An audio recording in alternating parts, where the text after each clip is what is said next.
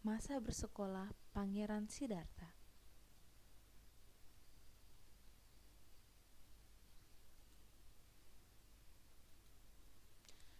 Setelah ditinggalkan ibunya, Ratu Mahamaya, pada usia 7 hari kelahiran Pangeran Siddhartha, ia dirawat oleh bibinya yang bernama Ratu Prajapati Gotami. Nah, atas pernikahan Ratu Prajapati Gotami dengan Raja Suddhodana, Pangeran Siddhartha memiliki adik yang bernama Nanda. Pangeran Siddhartha bersekolah pada umur 7 tahun. Gurunya bernama Wiswamitra. Pada masa sekolah ini, ia adalah siswa yang pandai, patuh terhadap guru, sering bertanya jika tidak tahu, dan ramah kepada teman-temannya. Semua orang di sekolahnya sangat menyukai Pangeran Siddhartha. Pangeran Siddhartha dengan Nanda juga sangat akrab. Dia sangat menyayangi adiknya, selalu bermain bersama, tidak pernah bertengkar. Semasa sekolah, Pangeran Siddhartha mempelajari memanah, berkuda, bermain pedang, dan ilmu perbintangan. Tidak seperti kita saat ini ya, yang belajar tentang banyak mata pelajaran. Karena Pangeran Siddhartha pada zaman kerajaan waktu itu, maka dia harus belajar tentang bela diri dan bela negara. Tidak juga ilmu agama dipelajarinya.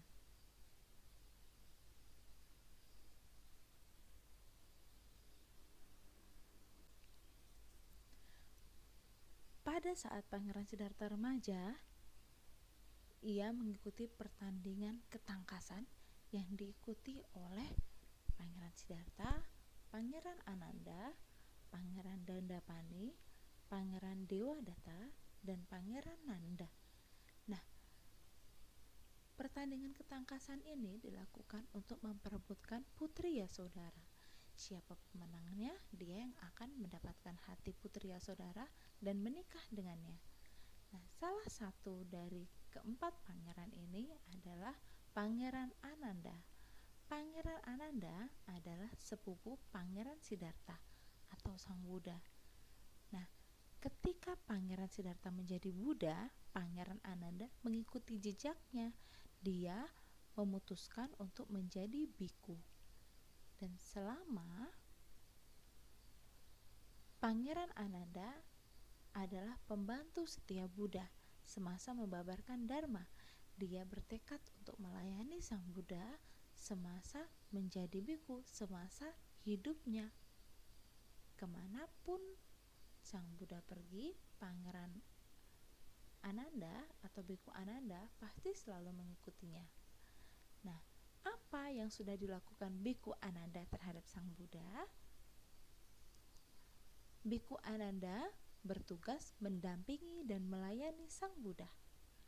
Biku Ananda juga yang selalu setia menjaga dan mengikuti Sang Buddha dimanapun Sang Buddha pergi membabarkan Dharma. Setiap Sang Buddha pergi mengajarkan Dharma, kemanapun ia berada, Pangeran Ananda atau Biku Ananda pasti selalu mendampinginya. Bante Ananda atau Biku Ananda sudah melayani Sang Buddha selama 25 tahun semasa hidupnya, mempersiapkan keperluan Buddha, menjaga Buddha saat malam sebelum tidur, memeriksa lingkungan kuti setiap malam agar kuti tempat tinggal Pangeran Siddhartha atau Sang Buddha tetap aman. Ini adalah tugas yang selalu dilakukan Biku Ananda setiap harinya. Nah, Biku Ananda juga membantu Sang Buddha loh, merawat umat Buddha yang kesusahan atau sedang butuh bantuan. Suatu ketika, Sang Buddha sedang pergi ke suatu tempat untuk membabarkan Dharma. Nah, pada saat itu Biku Ananda dimintai tolong oleh para umat karena pada saat itu umat sedang menderita kesakitan. Jadi, Biku Ananda menggantikan Sang Buddha untuk melayani umat tersebut.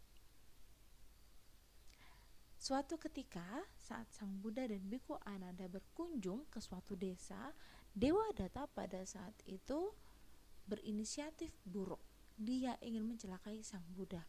Jadi dewa datang mengirimkan gajah Nalagiri yang sangat jahat, yang sangat kejam untuk melukai sang Buddha. Namun sang Buddha tidak dapat dilukai oleh makhluk apapun karena ia telah tercerahkan. Nah, di sini dia. Sang Buddha adalah makhluk suci, guru para dewa dan manusia yang telah melenyapkan 3 akar kejahatan, yaitu kebencian, keserakahan, dan kebodohan batin, sehingga dia tidak bisa membabarkan kebencian kepada makhluk lain.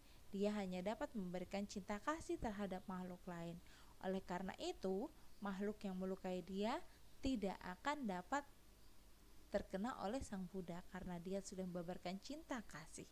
Nah, jadi pada kejadian ini sang gajah tidak jadi melukai sang Buddha. Dia malah tunduk dan bersujud di hadapan sang Buddha melihat keagungannya. Nah, menurutmu apa perilaku Biku Ananda yang sangat terpuji? Ya, Biku Ananda dia suka menolong sang Buddha. Dia berbagi kepada sang Buddha. Dia juga mencintai sang Buddha, karena jika dia tidak mencintai sang Buddha, dia tidak dapat menjadi pelayan setianya. Selain itu, Biku Ananda juga kasih sayang, memiliki kasih sayang kepada umat, kepada sang Buddha, bakti kepada sang Buddha, sabar, jujur, dan banyak lagi. Nah, sifat-sifat luhur Pangeran Ananda atau Biku Ananda ini harus kita ikuti ya.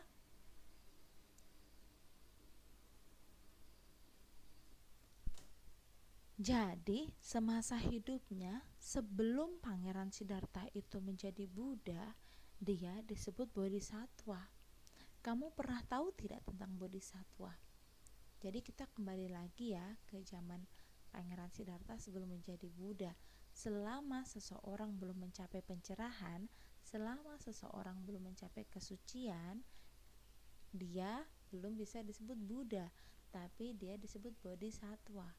Karena Buddha adalah orang yang telah sadar, yang telah melenyapkan 3 akar kejahatan tadi, kebencian, keserakahan, dan kebodohan batin. Nah, saat dia jadi Bodhisattva, dia mengembangkan sifat-sifat luhur yang tadi sudah kita bahas agar bisa sempurna, agar lengkap. Setelah itu dia bisa tercerahkan. Nah, jadi Bodhisattva itu apa? Bodhisattva adalah calon Buddha yang memiliki sifat welas asih, seperti Meta ini yang menolong kucing yang kelaparan, memiliki sifat yang selalu memikirkan makhluk lain, tidak egois, seperti Raja Kera ini yang memikirkan rakyatnya yang hampir dibunuh oleh para manusia. Rela berkorban, ini ketika Pangeran Siddhartha hendak menjadi biku, dia meninggalkan keluarganya, melepas jubah kerajaan dan perhiasannya demi keselamatan semua makhluk. Nah, Bodhisattva memiliki sifat rela berkorban yang sangat tinggi, memiliki sifat welas asih yang sangat tinggi. Oleh karena itu, kita juga bisa disebut Bodhisattva. Kenapa? Karena kita bisa berlatih berbuat baik, rela berkorban, welas asih, dan memikirkan makhluk lain mulai dari sekarang.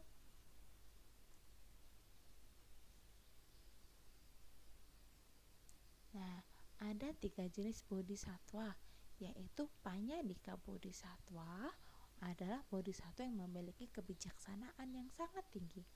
2. Wiryadika Bodhisattva adalah Bodhisattva yang memiliki semangat yang luar biasa. Ketiga adalah Sadadika Bodhisattva.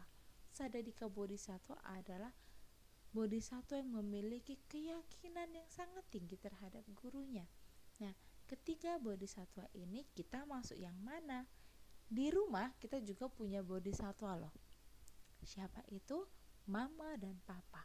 Dia adalah calon Buddha bagi kita. Kita juga calon Buddha, tapi mereka lah penolong kita saat ini. Mereka yang selalu ada di saat kita suka dan duka. Nah, sekarang tahukah kamu Bodhisattva harus terlahir berulang-ulang untuk menyempurnakan 10 paramita agar dapat menjadi Buddha. Jadi suatu ketika Pangeran Siddhartha pada zaman dahulu, kita juga mungkin ya, Pangeran Siddhartha pada zaman dulu dia lahir berulang-ulang. Kita juga lahir berulang-ulang. Jadi dulu Pangeran Siddhartha terlahir jadi gajah, terlahir jadi kera, terlahir menjadi pemuda, terlahir menjadi dewa, yang terakhir menjadi Pangeran Siddhartha atau Sang Buddha. Jadi kelahiran yang berulang-ulang ini dia harus mengembangkan sifat-sifat luhur agar bisa sempurna menjadi Buddha. Pada saat dia menjadi gajah, dia mengorbankan dirinya untuk makhluk lain. Saat dia menjadi kera, dia juga melakukan demikian, hal yang serupa. Saat dia menjadi pemuda yang bernama Sumedha, dia mengorbankan tubuhnya sebagai jembatan penyeberangan Buddha di Pankara untuk mencapai ke desa seberang agar kakinya tidak kotor. Nah, saat terakhir dia menjadi dewa adalah kehidupannya terakhir sebelum dia menjadi Pangeran Siddhartha. Dia berperilaku baik dan tidak pernah berbuat yang salah. Nah, itu tadi ya pembelajaran kita hari ini. Jangan lupa dengarkan penjelasan ini baik-baik. Jika ada yang tidak tahu, boleh bertanya. Besok kita ujian pada jam 9 pagi melalui Zoom aplikasi. Silakan dengarkan materi ini secara berulang-ulang, yaitu tentang masa kecil Pangeran Siddhartha pada video film yang sudah saya berikan. Terus kedua tentang kehidupan sifat luhur Pangeran Gotama dan juga Biku Ananda. Ya, semangat belajar untuk besok. Namo Buddhaya.